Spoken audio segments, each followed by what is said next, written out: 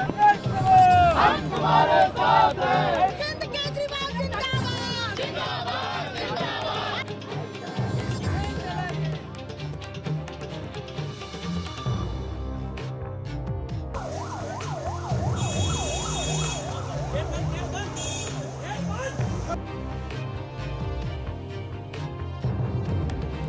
Money laundering की फांस केजरीवाल पर आंच।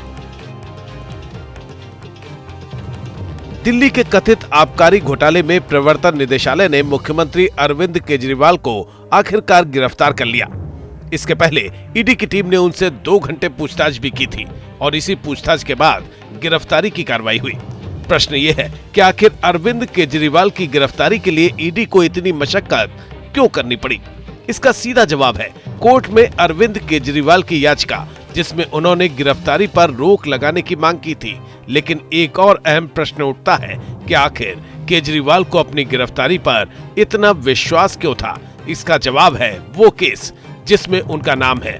अब क्या है ये केस और कैसे हुआ खुलासा, इसे समझ लीजिए। केस दिल्ली सरकार की नई आबकारी नीति से जुड़ा है जो 17 नवंबर 2021 को लागू हुई थी।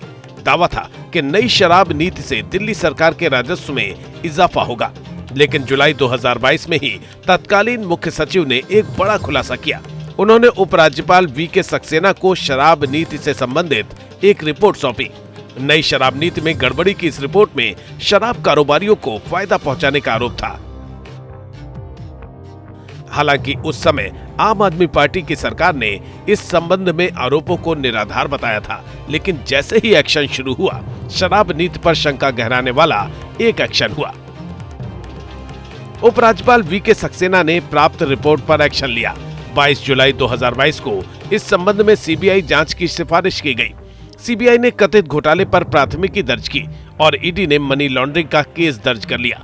इसके बाद दिल्ली सरकार ने 28 जुलाई 2022 को नई शराब नीति रद्द कर दी।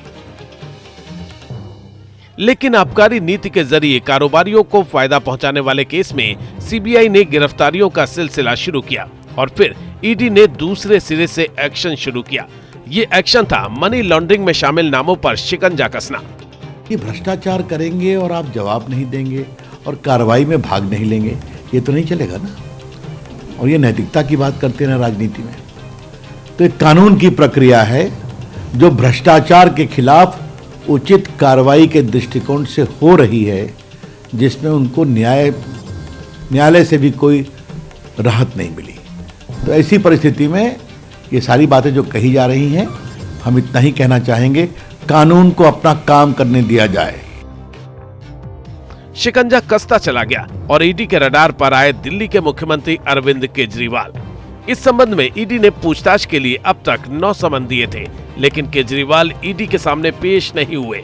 नतीजतन जैसे ही दिल्ली हाईकोर्ट ने गिरफ्तारी पर रोक की मांग ठुकराई, ईडी ने केजरीवाल को गिरफ्तार कर लिया। लेकिन किस आधार पर, इसे समझ लीजिए। ईडी का दावा है कि एक निजी कंपनी ने थोक शराब कारोबार के लिए 30 लाख रुपए की रिश्वत दी। इसी कंपनी ने 13 महीने में 1333 करोड़ रुपए की सेल की थी और करीब 8 महीने में 192.8 करोड़ रुपए प्रॉफिट कमाया था। दावा यह भी है कि इसी कंपनी ने कथित तौर पर 100 करोड़ रुपए पार्टी को ट्रांसफर किए। वहीं बीआरएस की नेता के कविता से जुड़े एक शख्स ने भी 33 करोड़ रुपए भेजे। हालांकि ये दावा सीबीआई और ईडी की कार्रवाई के लिए काफी नहीं था, लेकिन एक ऐसे तथ्य की तरफ ध्यान गया जिसने मनी लॉन्ड्रिंग के केस में जान डाल दी। ये तथ्य था ईडी के दावे के तहत नई आबकारी नीति से आम आदमी पार्टी को फायदा पहुंचाना। दावा है कि दिल्ली सरकार को नई शराब नीति से 2873 करोड़ रुपए का नुकसान हुआ।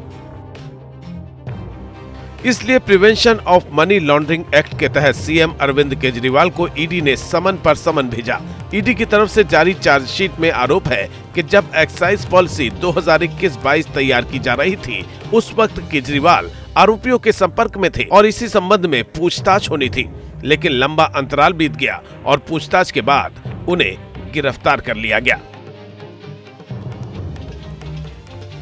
Team news nation.